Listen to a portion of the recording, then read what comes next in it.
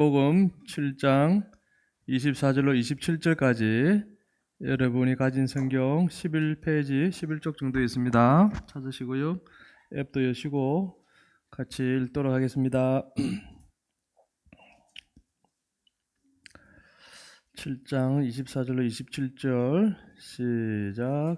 그러므로 누구든지 나의 이 말을 듣고 행하는 자는 그 집을 반석 위에 지은 지혜로운 사람 같으리니 비가 내리고 창수가 나고 바람이 불어 그 집에 부딪히되 무너지지 아니하나니 이는 주추를 반석 위에 놓은 까닭이요 나의 이 말을 듣고 행하지 아니하는 자는 그 집을 모래 위에 지은 어리석은 사람 같으리니 비가 내리고 창수가 나고 바람이 불어 그 집에 부딪힘에 무너져 그 무너짐이 심하니라. 아멘. 본문을 가지고 믿음 이사라는 제목으로 말씀을 전하겠습니다. 믿음 이사. 봄이 되니까 온 산이 그냥 새싹이 돋아서 너무 보기 좋습니다. 저는 이맘때 나무의 그런 그 모습들이 너무 예쁘게 보입니다. 경치가 너무 좋습니다. 그런데 여러분, 경치가 아무리 멋있는 곳이라도 사람들에게 위험하면 그곳에 뭐가 붙어 있을까요?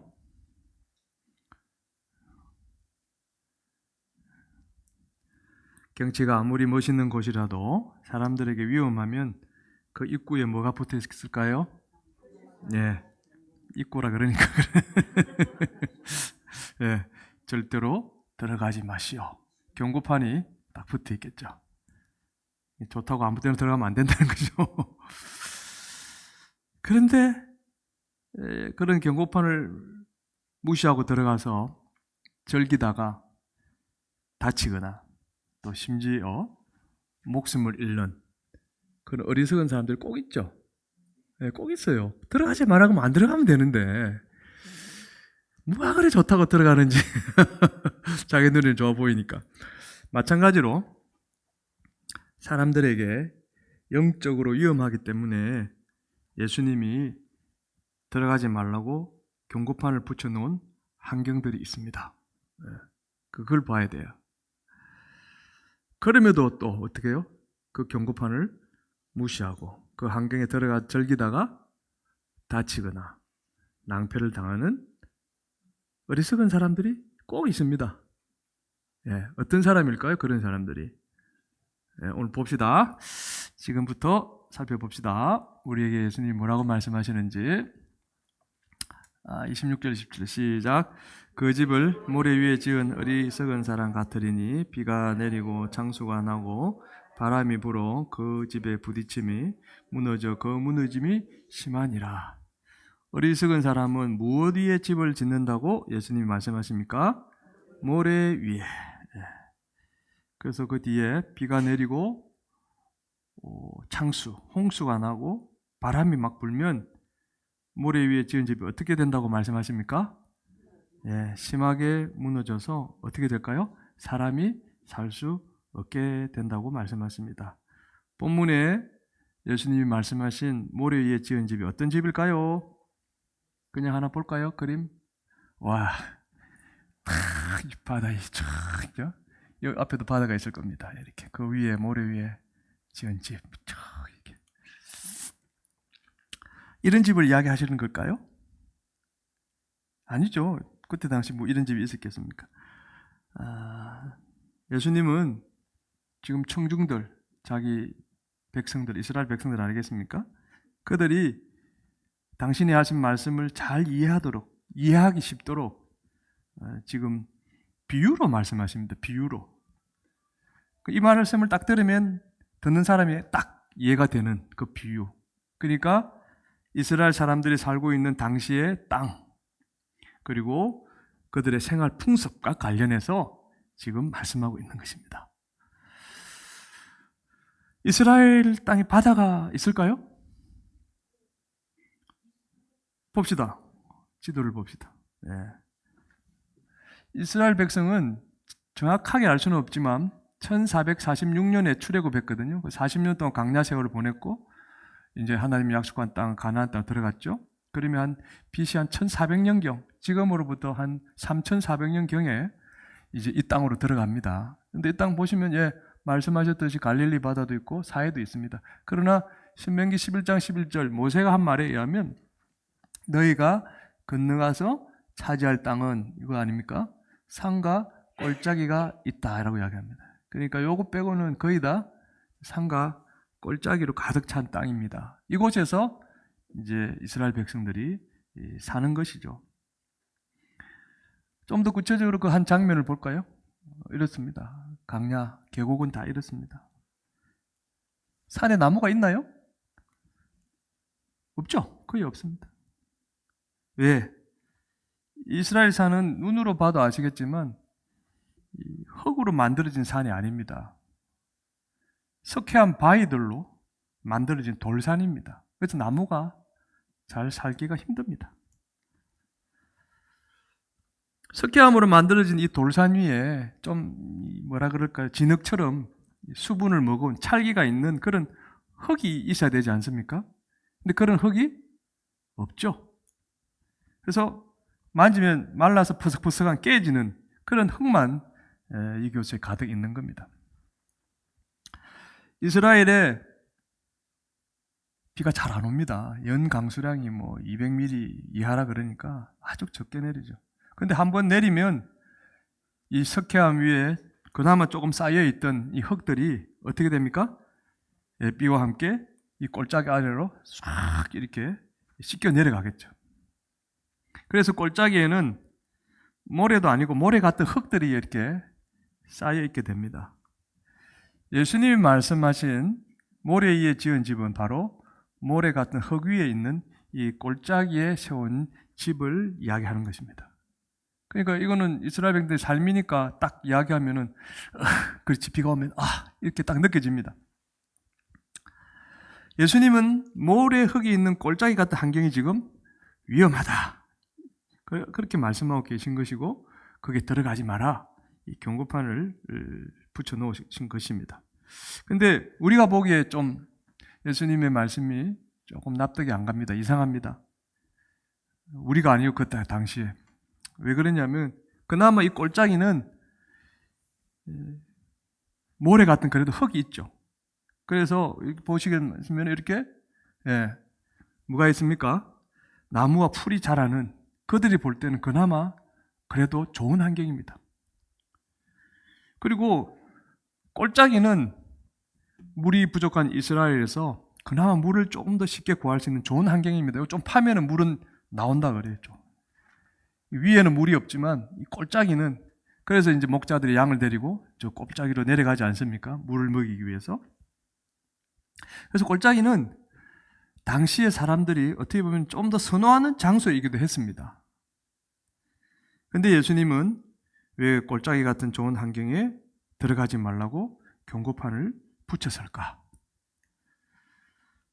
뒤에 설명이 나옵니다. 강수량이 적은 이스라엘 한번 비가 내리면 골짜기에 세워진 그 집은 그 돌산에서 씻겨 내려오는 흙에 부딪혀서 부서지고 또 심지어는 그 흙에 파묻혀 버립니다. 또 홍수가 내리면 창수라고 표현하는데 골짜기에 세워진 집은 막 위에서 그때는 폭포처럼 평상시에는 그냥 산인데 홍수가 오면은 막 위에서 막 물이 떨어지지 않습니까? 그게 쏟아져서 그 집들이 다 썰려 내려가 버립니다. 또 바람이 불면 협곡이니까 협곡 좁은 골짜기니까 휙 바람이 불면 모래 같은 흙이 확 날리면서 부서지고 날아가서 집도 흔들리고 결국엔 부서지기도 하겠죠. 모래 흙이 있는 골짜기에 세워진 집은 평상시에는 괜찮습니다. 그것 때문에 여기 들어가는 거예요. 설마 비 온들. 멋지고 좋아 보입니다. 어떻게 보면 피로도 얻을 수 있습니다. 하지만 비가 내리고 홍수가 나고 바람이 불면 사정없이 무너지는 그런 위험한 집이 바로 이 골짜기 모래 위에 지은 집입니다. 그래서 예수님이 골짜기 같은 환경에 경고판을 붙여놓은 것입니다. 자, 이걸 이제 그냥 그대로 받아들이면 의미가 없겠죠. 영적으로 볼 때 이 꼴짜기 같은 환경은 우리에게 무엇을 상징할까? 오늘날 우리에게 이것이 무슨 의미를 주는 것일까? 한번 봅시다. 아까도 말씀드렸듯이 꼴짜기 같은 환경은 나무와 그나마 풀이 있는 곳입니다. 그래서 환경이 좋습니다. 보고 오늘날 말하면 즐길거리가 있는 아름다운 환경을 상징합니다. 영적으로. 꼴짜기 같은 그 환경은 아름다운 환경이다. 또 꼴짜기 같은 환경은 사는데 필요한 것들을 쉽게 구할 수 있는 풍부한 환경을 상징합니다. 꼴짜기 같은 환경이 오늘 영적으로 주는 의미가 아름다운 환경, 풍부한 환경. 그럼 우리 생각, 야, 좋은 곳이네요. 우리도 그런 데 살았으면 좋겠습니다. 아름다운 곳이고 풍부한 곳이니까 그것보다 더 좋은 데가 어디 있습니까? 물론 그렇죠. 이런 환경 자체가 나쁜 것은 결코 아닙니다. 그 말을 하는 게 아닙니다. 그런데 왜 이런 환경에 사는 것이 위험하다고 예수님이 이 비유를 들어서 영적인 의미를 우리에게 주시는 걸까요? 잠언서 기자가 이런 이야기를 합니다. 30장 9절 시작. 혹 내가 배불러서 하나님을 모른다. 여호와가 누구냐 할까 하오며. 그러니까 잠언서 기자는 사람이 배가 부르면 누구를 모른다고 할 가능성이 크다고 말하는 것입니까? 하나님. 인간은 배부르고 덩이 따신 모든 것이 갖춰진 그 풍부한 환경에 있으면 살면 간절함이 없습니다. 하나님을 잘 찾지 않습니다. 뭔가 문제가 터지고 내 육신에 어떤 그게 있을 때 하나님을 찾지 다 갖춰져 있으면 그렇게 하나님이 내한테 필요하지 않다고 생각합니다. 인간은 골짜기처럼 보고 즐길 거리가 있는 멋진 환경에 있으면 하나님의 영광, 하나님의 뜻, 그걸 위해 살기보다는 자기를 위해서 시간과 에너지를 주로 쓰게 됩니다. 이건 어쩔 수 없어요. 제 본성을 가진 인간은 풍부한 환경에 있으면 내 힘으로 잘 살 수 있다고 착각하면서 점점 하나님께 관심도 안 가지게 되는 것입니다. 실은. 꼴짜기 같은 멋진 환경에 집을 지은 사람은 쉴 시간과 놀 시간은 많은데 정작 하나님 말씀을 읽을 시간은 없게 될 것입니다. 이런 사람은 예배드리러 나올 시간도 없고 하나님을 위해 수고할 시간은 더더욱 없는 소위 가나안 교인으로 변할 가능성이 크죠. 가나안 교인이 어떤 교인입니까? 안 나가. 편하면 하나님 그렇게 찾지 않습니다. 우리가 본질적으로. 뭐 원고는 없는 거지만 여러분 로또 당첨되면 교회 나올까요? 다 싸들고 가지.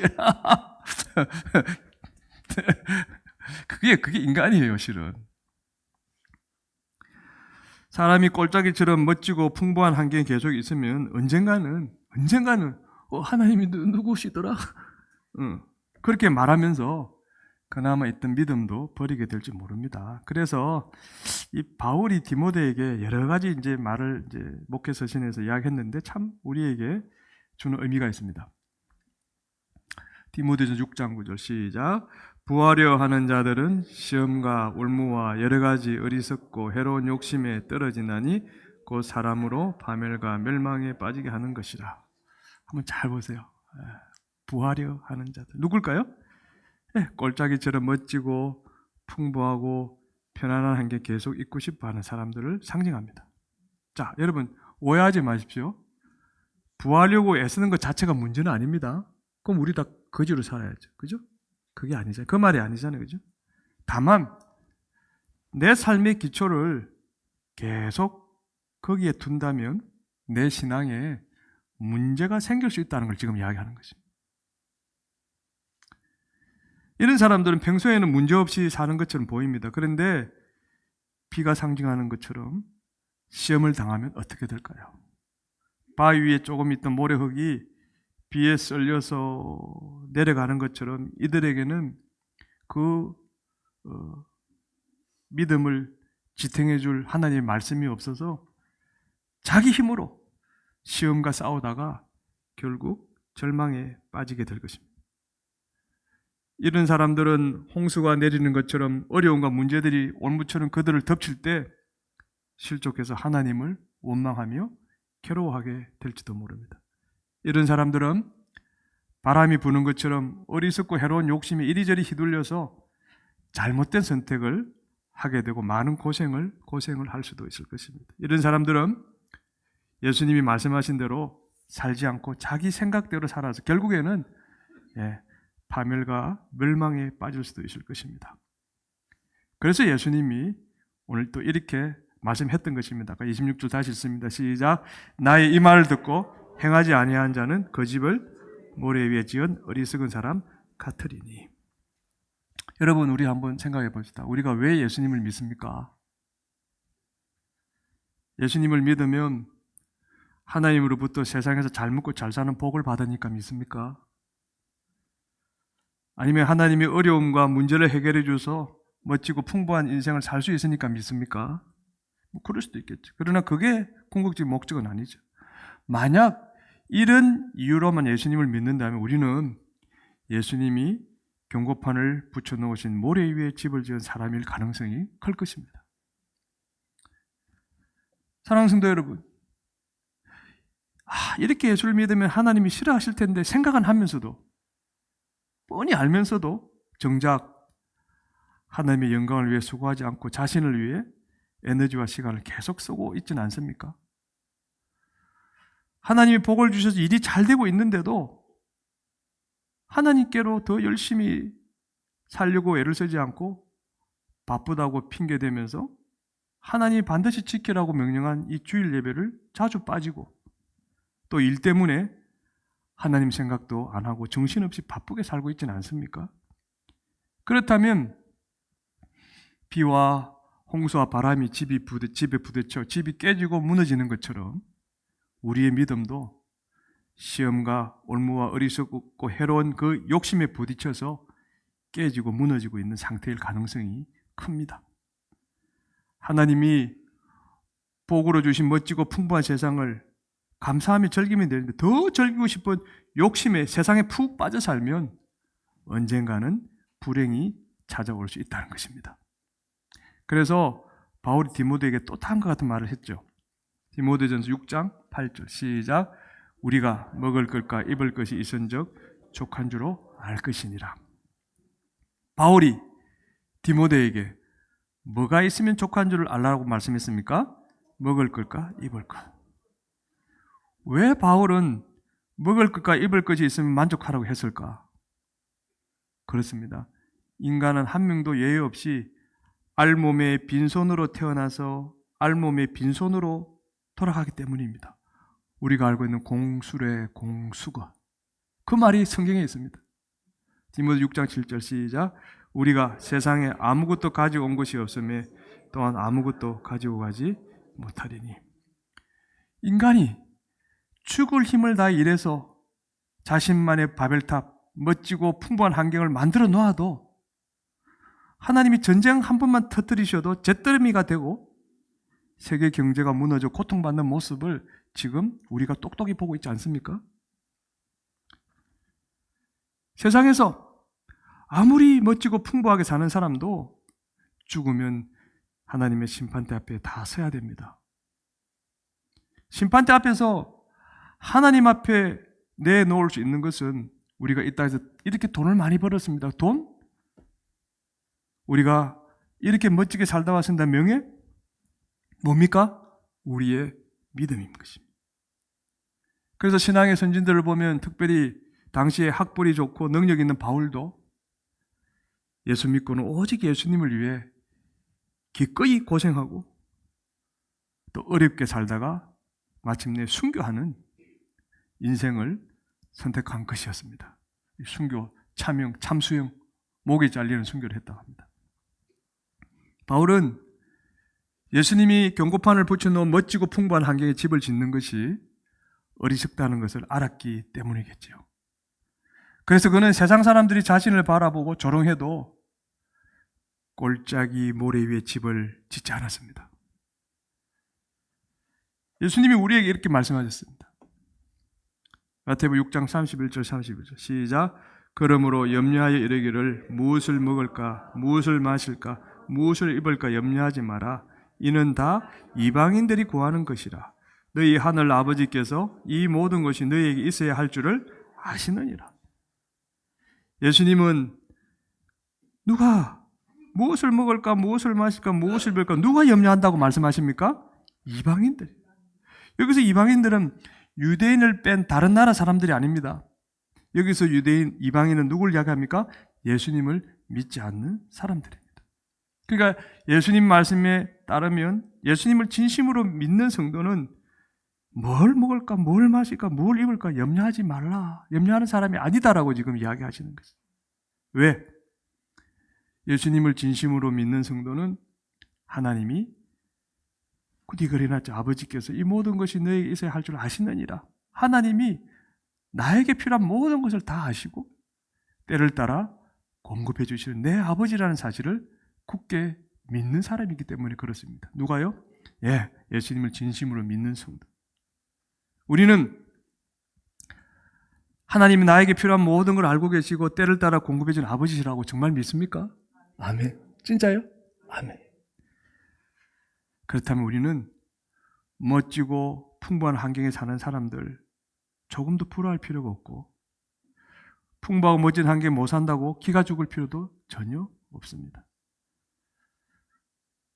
따지고 보면 멋지고 풍부한 환경에 사는 사람들도 우리처럼 하루에 3끼 먹습니다. 혹 다이어트를 하느라 한두 끼 먹을 수도 있겠죠. 멋지고 풍부한 환경에 사는 사람이 먹는 밥은 고급 요리니까 먹는 기쁨이 우리보다 더 클까? 처음에는 그럴지도 모르겠습니다. 그러나 자꾸 먹으면 그것도 실증납니다. 고급 요리를 먹어도 미안합니다. 똥으로 다 빠져나옵니다. 고급 요리를 먹는다고 그렇게 건강해지는 것도 아닌 것 같습니다. 고급 요리를 먹으면 똥 색감만 좀 다를 뿐이죠. 제가 왜 원색적으로 똥 얘기를 하면서 똥똥거립니까? 먹고 입는 것은 우리가 인생을 걸고 시간과 에너지를 전적으로 투자해야 할 만큼 제일 중요한 문제가 아니라는 걸 이야기하고 싶은 거죠. 그게 필요 없다가 아닙니다. 자, 그렇다면 우리가 인생을 걸고 시간과 에너지를 전적으로 투자해야 될 제일 중요한 것이 뭘까요? 그건 바로 구원입니다. 구원. 책을 읽다 보면 이런 말씀이 있습니다. 공감이 갑니다. 시작. 돈을 잃으면 조금 잃은 것이고 명예를 잃으면 반을 잃은 것이고 건강을 잃으면 전부를 잃은 것이고 구원을 잃으면 전부를 잃고 지옥불에서 영원히 사는 저주까지 덤으로 받는다. 동의합니까? 그래서 지혜로운 사람은 꼴짝이 모래 위에 집을 짓지 않고 다른 곳에 집을 짓는답니다. 어떤 곳에 집을 짓냐고요? 예수님은 이렇게 말씀하십니다. 24절 시작. 그러므로 누구든지 나의 이 말을 듣고 행하는 자는 그 집을 반석 위에 지은 지혜로운 사람 같으니니. 지혜로운 사람은 어디에 집을 짓는다고요? 반석 위에. 반석 위에 지은 집은 꼴짝이에 지은 집이 아니라 어디에 지은 집일까요? 돌산 위에 지은 집. 돌산, 바위. 그럼 돌산은 영적으로 볼 때 어떤 환경을 상징할까요? 오늘날? 돌산은 나무와 풀이 별로 없어서 즐기고 싶은 멋진 곳이 첫째 아닙니다. 아까 보셨잖아요. 따라서 돌산은 어떤 의미를 줍니까? 시간을 내서 하나님의 말씀을 배워야 하고 아무리 바빠도 예배 드려야 하는 믿음의 환경을 상징합니다. 돌산은 물을 쉽게 못 구하고 물을 구하려면 꼴짝이까지 내려갔다 와야 합니다. 따라서 이 돌산은 즐길 것이 별로 없고 물질도 부족한 환경을 상징하기도 합니다. 돌산에 집을 지으려면 집 지을 재료들을 손에 들고 산으로 올라가야 됩니다. 따라서 돌산은 하나님의 집인 교회를 위해 수고해야 하는 힘든 환경을 상징하기도 합니다. 그리고 돌산에 집을 지으려면 돌을 쪼개고 부수는 고생도 해야 됩니다. 따라서 돌산은 내 믿음을 성장시키기 위해 내 안에 있는 교만과 욕심과 자아를 깨부셔야 하는 아픈 환경을 상징하기도 합니다. 정리하면 지혜로운 사람은 하나님이 멋지고 풍부하게 사는 복을 주셔도 그것보다는 먼저 하나님의 말씀을 배우고 예배드리는 일에 게으름을 피우지 않는 사람입니다. 지혜로운 사람은 설령 교회 생활이 좀 재미없어도 인간적으로 하나님의 영광을 위해 꾸준히 봉사하고 이웃 사랑하는 일을 계속하는 사람입니다. 지혜로운 사람은 멋지고 풍부한 환경에 살고 있어도 내가 괜찮은 사람이라서 복을 받는다라고 착각하지 아니하고 자기 교만과 욕심과 자아를 깨부수는 기도를 쉬지 않는 사람입니다. 이게 지난주 설교하고 연결하면 날마다 죽는 사람이죠. 현재적 부활의 삶을 사는 사람입니다. 어디 이뿐입니까? 지혜로운 사람은 하나님이 자신에게 주신 복을 사람들에게 나눠주면서 주어진 먹을 것과 입을 것에 만족하는 미니멀 라이프를 사는 사람입니다. 나는 현재 반석 위에 집을 짓고 있다고 생각하시는 분 계십니까? 여러분은 지혜로운 사람이 맞습니다. 여러분은 비가 내리고 창수가 나고 바람이 불어도 무너지지 않는 믿음을 가진 똑똑한 사람일 것입니다.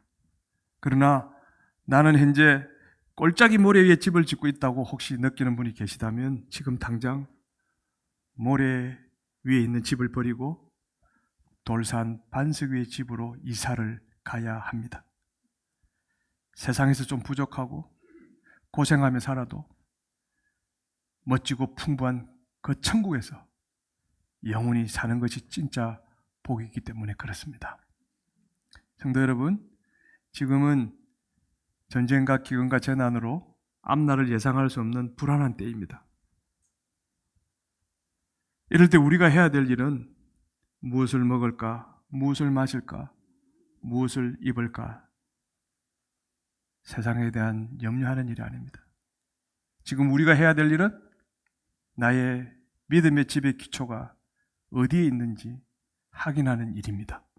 그래서 바울이 고린도서 13장 5절에 이런 말씀을 했죠. 시작.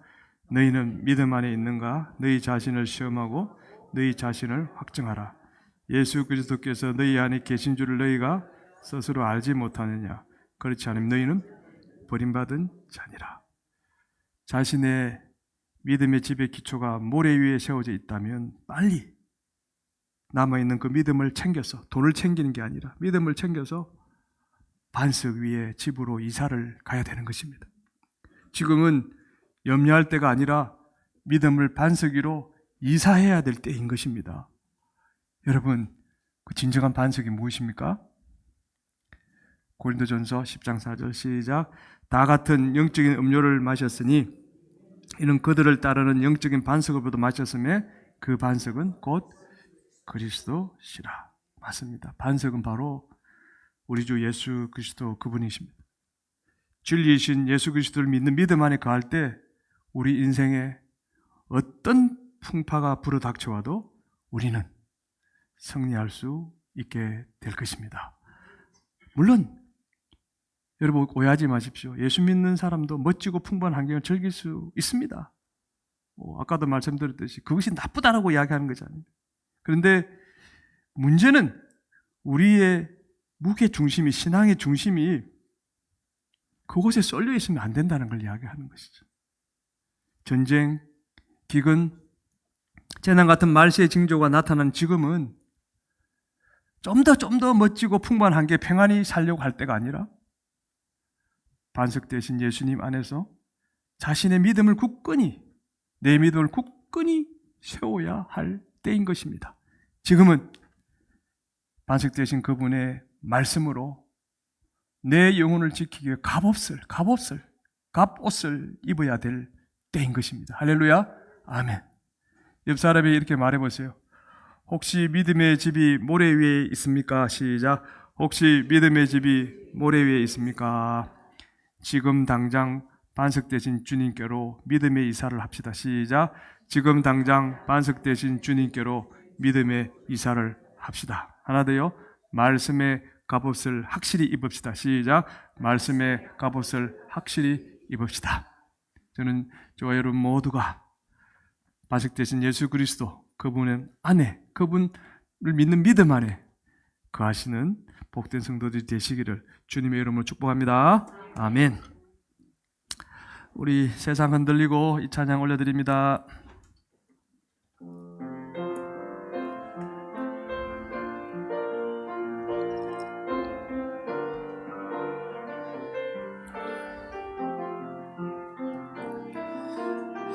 세상 흔들리고 사람들은 변하여도 나는 주를 섬기리. 주님의 사랑은 영원히 변하지 않네. 나는 주를 다시 한 번 더. 세상 흔들리고 사람들은 변하여도 나는 주를 섬기리. 주님의 사랑은 영원히 변하지 않네. 나는 주를 신뢰해. 오직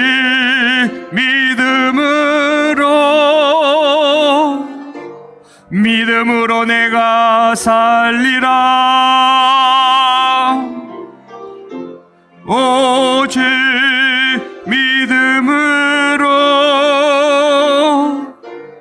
믿음으로 내가 살리라. 오직 의인은 믿음으로 말미암아 살리라. 오직 의인은 믿음으로 말미암아 살리라. 믿음 흔들리고 사람들 주를 떠나도 나는 주를 섬기리. 주님의 나라는 영원히 쇠하지 않네.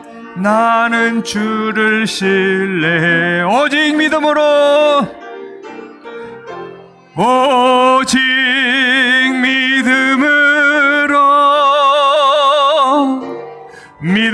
내가 살리라. 오직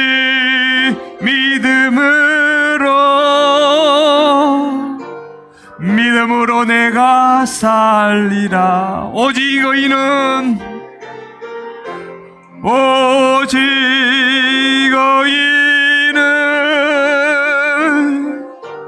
믿음으로 말미암아 살리라. 오직 의인은 믿음으로 말미암아 우리 2절 하면 다 합니다. 믿음 흔들리고 사람들 주를 떠나도 나는 주를 섬기리. 주님의 나라는 영원히 쇠하지 않네. 나는 주를 신뢰해. 아멘. 오직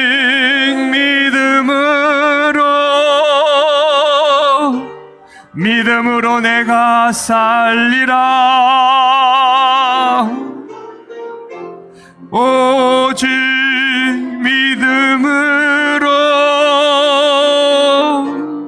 믿음으로 내가 살리라. 오직 의인은 믿음으로 말미암아 살리라. 오직 의인은 믿음으로 말미암아 오직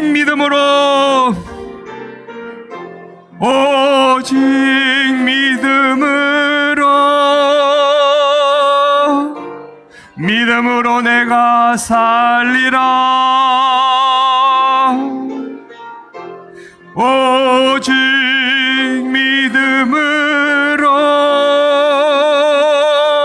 믿음으로 내가 살리라. 오직 의인은 오직 의인은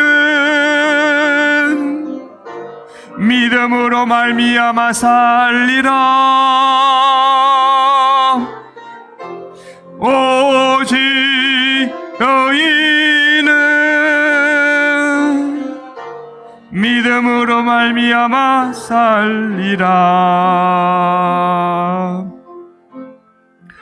예수님이 이 말씀 하시기 전에 21절에 이런 말씀 하셨어요. 나더러 주여 주여 하는 자마다 다 천국에 들어갈 것이 아니요 다만 하늘에 계신 내 아버지의 뜻대로 행하는 자라야 들어가리라. 그러면서 그 내용을 이 비유로 다시 한번 참 믿음이 무엇인지를 이야기하신 것입니다. 목사님들이 제일 설교하기 싫어하는 본문 중에 한 본문입니다. 나더러 주여 주여 하는 자마다 천국에 들어갈 것이 아니요 다만 하늘에 계신 내 아버지의 뜻대로 행하는 자라야 들어가리라. 부담스러우니까, 듣는 사람도 별로 기분이 안 좋으니까. 그러나 아까도 우리가 말씀드렸듯이 구원을 잃으면 모든 것이 다 끝입니다. 그래서 우리가 바른 믿음에 서 있는 것이 그만큼 중요한 것입니다. 여러분 진심으로 여러분 자신을 바라볼 때 내가 모래 위에 지은 집에 살고 있는지, 반석이 되신 그리스도 그분을 믿는 믿음 안에 서 있는지 한번 잘 보시고, 세상 가운데 6일 동안 살아가는 나의 모습과 또 이 하루 주님 앞에 나오는 나의 마음이 어떠한 것인지를 다시 한번 잘 보시고, 행여라도 내가 그냥 껍데기만 예수님을 믿고 있다는 생각이 조금이라도 드신다면 저는 목회자로서 단호히 여러분들에게 말씀합니다. 그곳에서 나와야 됩니다. 그 껍질을 벗어버려야 됩니다. 진정으로 참 믿음의 자리로 나아가야 됩니다. 반석이 되신 그 그리스도 그분을 믿음 안에 들어가야 됩니다. 새벽에 에베소서 계속 이야기되는 말씀, 그리스도 안에서 우리를 창세전에 선택하시고 예정하셔서 예수 믿게 하시고 구원받아서 성령의 인치심과 보증하심으로 우리를 천국으로 이끌어 가신다고 말씀하십니다. 그거를 정녕 믿는다면 우리는 더 이상 모래 위에 지은 집에 세상에 머물러 있을 수가 없습니다. 지금 당장 그곳에서 이사 가야 되는 것이죠. 우리 한번 이 시간 기도할 때 내 믿음을 바라보면서 내 안에 정말 그리스도께서 계신지를 한 번 더 살펴봅시다. 그렇지 않다면 내가 지금까지 잘못 살았구나 회개하셔야 될 일이고, 또 이제 반석 위에 지은 집에 살도록 하나님 앞에 도우심을 간절히 구해야 됩니다. 하나님, 내 믿음을 긍휼히 여겨 주옵소서.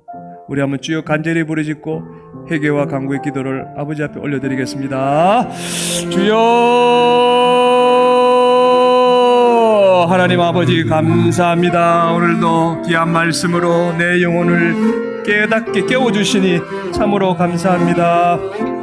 오늘 주님이 주여 주여 하는 자마다 다 천국에 들어갈 것이 아니요 다만 하늘에 계신 내 아버지의 뜻대로 행하는 자라 들어가리라 말씀하셨습니다. 그러면서 비유를 들어 모래 위에 지은 집과 반석 위에 지은 집이 얼마나 다른지를 우리에게 말씀하십니다. 그것은 단순히 육적인 환경이 아니라 내 신앙의 방해가 되는 영적인 환경에 대해서 이야기하십니다. 하나님, 내가 어디에 머물러 있는지, 내가 어디에 기초를 낳고 있는지 내 자신을 돌아보기를 원합니다. 하나님 아버지, 나라 천국에 우리가 꼭 들어가야 되겠사옵나니 하나님, 우리에게 참 믿음이 무엇인지를 다시 한번 깨우쳐 주시옵소서.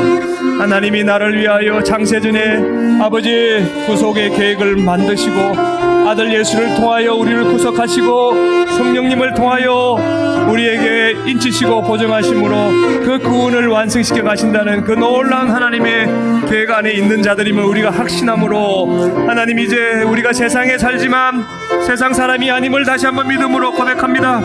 이 땅에서 무엇을 먹을까, 무엇을 마실까, 무엇을 입을까, 그 세상의 것들을 생각하며 그것을 누리기 위해 살아가는 자가 아니라 지금 주신 먹을 것과 입을 것에 만족하며 주님을 섬기고 주님 안에 믿음 안에 살려고 애를 쓰고 몸부림치는 참 믿음을 가진 자들이 다 되게 하여 주시옵기를 간절히 바라고 원합니다. 사도 바울이 말한 것처럼 날마다 나는 죽노라 나 안에 숨겨진 아버지 하나님 육신의 그 아버지 하나님 제 본능들을 날마다 깨부수기를 원합니다. 하나님 아버지 내 영혼이 새로 거듭나 날마다 믿음 안에서 승리하기를 원합니다. 하나님 아버지 그 믿음이 바로 반석 위에 세워진 믿음, 반석되신 그리스도 안에 있는 믿음인 줄 믿습니다. 그 믿음을 따라 살아가는 우리 모든 주만 높이는 게 믿음의 식구들이 다 되게 하여 주시옵소서. 하나님 아버지 적어도 이 주일만큼은 세상 만사를 다 제쳐놓고라도 하나님 앞에 달려와 세상 가운데 살아갈 때 베풀어 준 은혜에 감사하며 하나님의 말씀을 듣고 또 한 주간의 삶을 믿음 안에서 살겠노라고 결단하며 아버지 앞에 은혜를 구하는 시간입니다. 아버지 하나님 이 시간만큼은 절대로 그 어떤 것과도 타협할 수 없고 포기할 수 없는 시간임을 우리가 깨달아 알게 해주시고 이 예배 안에 거할 때는 어떤 것도 방해받지 않도록 막아주시며 온전히 예배에 집중하며 하나님의 말씀을 들을 수 있도록 인도하여 주시옵기를 간절히 바라곤 합니다. 우리가 세상에 살 날이 그렇게 길지 않습니다. 아버지 히브리서 9장 27절에 한 번 죽는 것은 사람에게 정해진 것이요 그 이후에는 심판이 있으리라고 분명히 말씀하셨습니다. 하나님의 말씀을 믿고 우리가 그 안에 거한다면 우리의 삶의 목적은 너무나 분명해질 줄로 믿습니다. 하루를 살더라도 주님 은혜 안에 주님께서 주시는 믿음 안에 승리하는 삶을 살아가는 우리 모두가 되게 하여 주시옵기를 간절히 바라고 원합니다. 감사드리옵고 모든 말씀 우리를 죄에서 건져주신 예수 그리스도의 거룩하신 이름으로 기도합니다. 아멘.